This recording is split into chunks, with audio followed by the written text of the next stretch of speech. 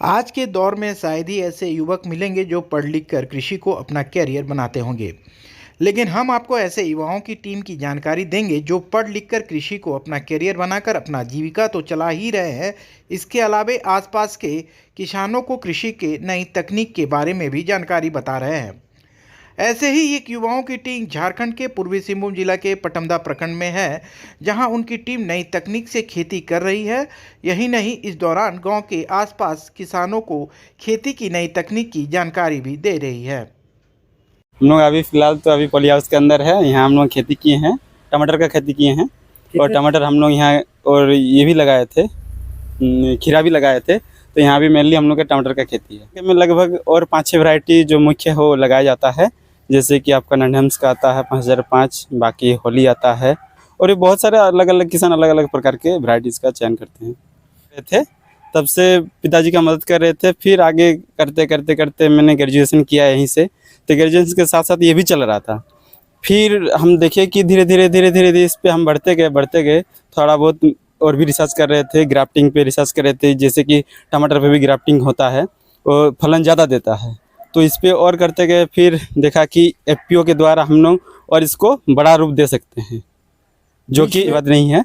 बस हम लोग कोविड के सिचुएशन में देखे कि खेती भी एक बड़ा इंडस्ट्री है, और जो कि अगर हम लोग धीरे धीरे क्या हो रहा है, गांव के जो युवा है वो खेती को छोड़ के बाहर काम करने जा रहे हैं, खेती को मतलब प्रायोरिटी नहीं दे रहे हैं। तो वो हम लोगों ने देखा कि ये इससे भी तो किया जा सकता है। युवाओं का मानना है कि लोग जानकारी के अभाव, पानी की किल्लत के कारण खेती के बाद मार्केटिंग करने की उलझन में खेती करना नहीं चाहते हैं। इस बात को उनकी टीम ने काफ़ी गंभीरता से लिया। उसके बाद उनकी टीम ने हल निकाला कि और एक ग्रुप बनाकर किसानों को खेती की नई तकनीक से अवगत कराया। इस दौरान खेती के उपजे वस्तुओं को बाजार में कैसे बेचा जाए उसे भी बताया। युवाओं ने बताया कि आने वाले समय में वे अपने क्षेत्र के किसानों को पानी की भी व्यवस्था कर नई पीढ़ियों को खेती करने के लिए प्रेरित करेंगे। जो क्या बोलेंगे, मेरे पिताजी बोलो या दादाजी बोलो, सभी खेती से जुड़े हुए हैं, पहले से खेती से जुड़े हुए हैं। तो हम ये चाह रहे हैं कि जो पहले से हम लोग को जो है खेती, हम लोग को जो बेस है खेती, तो उसी को हम लोग आगे कंटिन्यू रखना चाहते हैं। इससे भी मतलब हम लोग की परंपरा है कि मतलब खेती छोड़ना नहीं है। अभी तक हम लोग 15 से 16 बार तोड़े हैं। अक्टूबर से हम लोग का तोड़ाई चल रहा है, करीब 2.5 महीना हो गया। अभी भी देख के लग रहा है कि कम से कम अभी 2 महीना और तोड़ाई होगा। जिससे पौधा का देख रहे कि पूरा हरा भरा है अभी, तो देख के लग रहा है कि पौधा अभी 2 से 2.5 महीना और इसका फ्रूटिंग देगा। ये अंदाज अभी तक हम लोग जो 2.5 महीने से तोड़ रहा है, अभी तक हम लोग का करीब 80,000 तक हो गया। लगा कि हाँ, किसान को एक तकनीक और इंस्पिरेशन की ज़रूरत है। रीज़न क्या है कि यहाँ के जो किसान हैं अद्भुत है, ज़मीन भी अद्भुत और किसान भी, कुछ भी कर सकते हैं। एक गाइडलाइंस की ज़रूरत थी। इसी खोज में मैं ये कियावर की तरह घूमता रहा इधर उधर।